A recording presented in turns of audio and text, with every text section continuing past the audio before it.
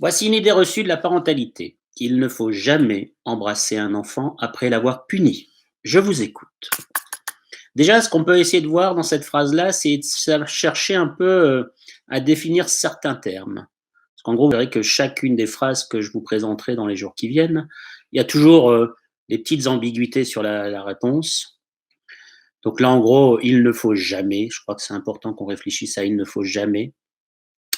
Ensuite, embrasser un enfant après l'avoir puni. Et donc, on pourrait aussi se poser la question de qu'est-ce que c'est que punir? Imaginons, je vous donne un exemple. Votre enfant vient de faire une énorme bêtise. Je ne sais pas, moi, il vient d'être imprudent et en jouant au foot, il casse la soupière ou la théière de famille dont vous tenez énormément. Voilà.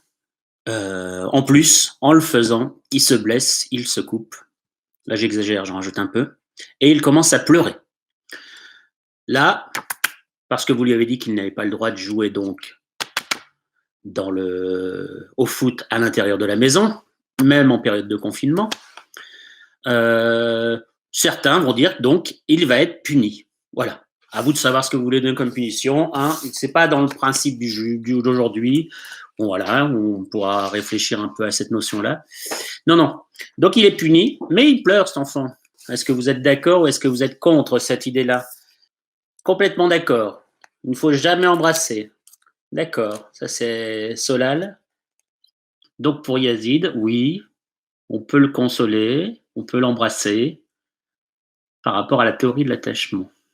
Voilà. Il n'empêche qu'il a quand même fait une bêtise. Hein. Il faut que la figure d'attachement réponde aux attentes de l'enfant. Ce qui en vérité est vrai. Mais quelle est l'attente de l'enfant? La plus grosse attente d'un enfant? Justement, dans la théorie de l'attachement, qu'est-ce que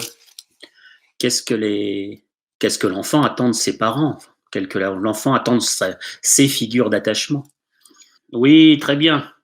Encre de Chine. Bravo! Ça m'a permis de ne pas réfléchir. Exactement, se sentir en sécurité. C'est exactement ça. Donc là, on pourrait comprendre dans ma phrase qu'il ne faut jamais embrasser un enfant après l'avoir puni, surtout quand l'enfant vient de casser un truc, il vient de se faire mal. On est bien d'accord que le sentiment de sécurité a besoin d'être rétabli. Et donc, ça pourrait être une réponse à on peut embrasser un enfant après l'avoir puni. Mais après, il ne faudrait pas créer un comportement ambivalent qui crée un attachement insécure. Ça, on est bien d'accord. C'est pour ça qu'il faut toujours être régulier. C'est pour ça que là, il ne faut pas que le comportement soit insécure. Ce qui veut dire que là, en gros, je ne vais pas vous demander de changer votre point de vue du tout au tout, mais ce que je veux, c'est qu'après, ce soit régulier, en effet. C'est-à-dire qu'à chaque fois qu'il y aura un moment où vous sentirez votre enfant dans un moment un peu insécure, il va falloir répondre toujours à peu près de la même manière. Voilà.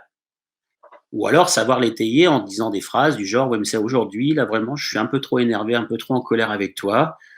Voilà. Mais n'empêche qu'il y a une phrase, voilà, il y a quelque chose qui va arriver. Quels sont les 3 premiers schèmes, les schèmes primaires qui justement permettent, si on réfléchit bien, à mettre en place ce truc d'attachement, ce phénomène d'attachement et de sécurité? Il y a la succion, c'est dans les premières heures de vie.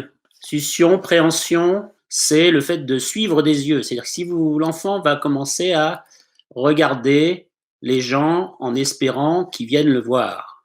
Mais il y a une autre méthode beaucoup plus efficace, beaucoup plus sonore, qui fait que quand le bébé fait ceci, le parent automatiquement, enfin en tout cas au début, va répondre à sa demande et va se rapprocher, mettant en avant un sentiment de sécurité chez l'enfant. C'est, allez, premier qui répond, exactement, les pleurs, tout à fait.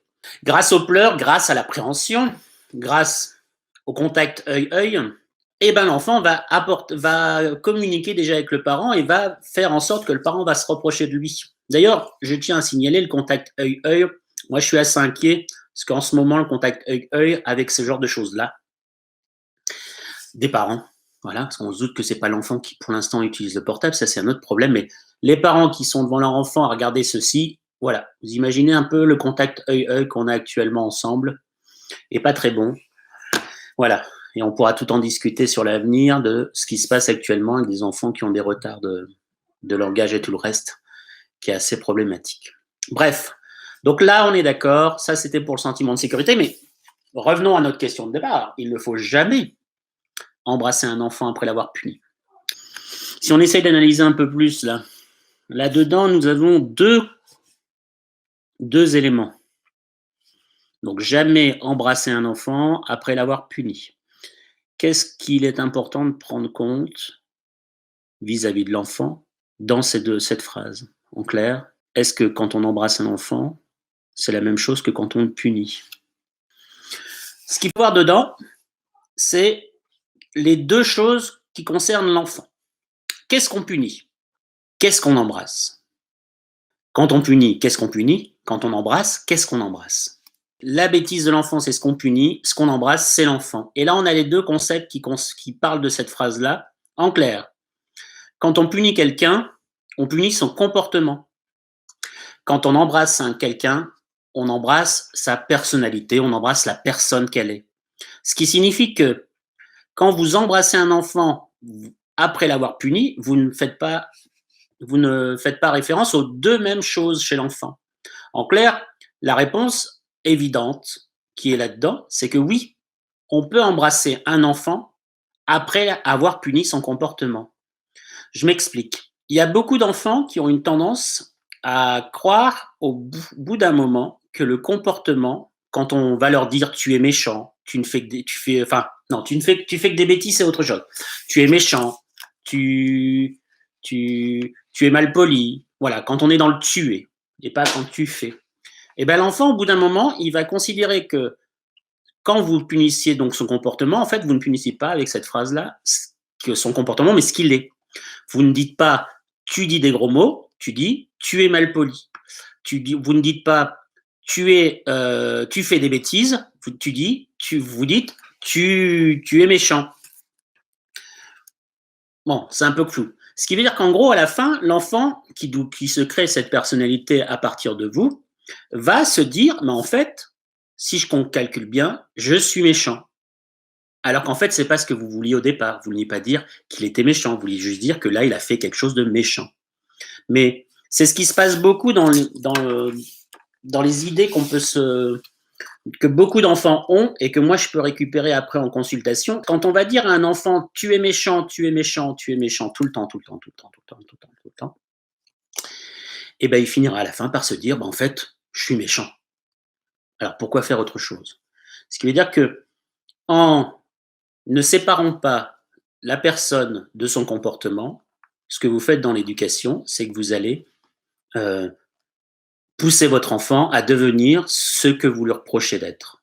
Et ça se vérifie beaucoup. Moi, je le vois beaucoup dans mes consultations, avec des enfants qui viennent dans mon bureau pour des problèmes de comportement et qui, au final, ne font que ça parce qu'on leur a dit toute leur vie qu'ils étaient comme ça. Et on le voit beaucoup plus tard après. Alors là, c'est pour une chose beaucoup plus dramatique par rapport à d'autres enfants, alors surtout des jeunes adolescents, jeunes préadolescents que j'ai dans le bureau, qui sont victimes de harcèlement scolaire et qui en fait, eux, arrivent dans mon bureau assez déprimés, avec une image de soi très négative parce qu'en fait, toute leur vie de leur scolarité, les autres leur ont dit tu es nul, tu es nul, tu es nul, tu es nul. Et ce qui fait qu'à la fin, l'enfant, l'adolescent, il se dit en fait, s'il y a autant de gens qui le disent, c'est que c'est la vérité. Donc, pour cette phrase-là, en tout cas, moi, ce que j'en pense, vous en faites ce que vous voulez. On a le droit d'embrasser son enfant après l'avoir puni. Ça ne veut pas dire que vous ne pouvez pas le punir. C'est-à-dire que si votre enfant a cassé votre vase chez vous, vous pouvez très bien le dire, écoute, là, c'est pas normal, je te l'ai dit plein de fois, c'est pas logique. Tu ne dois pas jouer au ballon dans la maison. Tu casses quelque chose, tu es puni. La punition, vous en faites ce que vous voulez. Moi, je pense que la première des punitions, ça va être de confisquer le ballon, peut-être, à la limite. Vous en faites ce que vous voulez. Ça, c'est pas encore la difficulté, c'est pas la question du jour. Par contre, j'ai bien compris que tu as eu peur. Viens, je vais te rassurer. Ça n'empêche que tu seras quand même puni par la suite. Voilà. C'était la réponse à il ne faut jamais embrasser un enfant après l'avoir puni. Moi, je vous invite à prendre soin de vous. On se revoit dès la prochaine fois. À bientôt.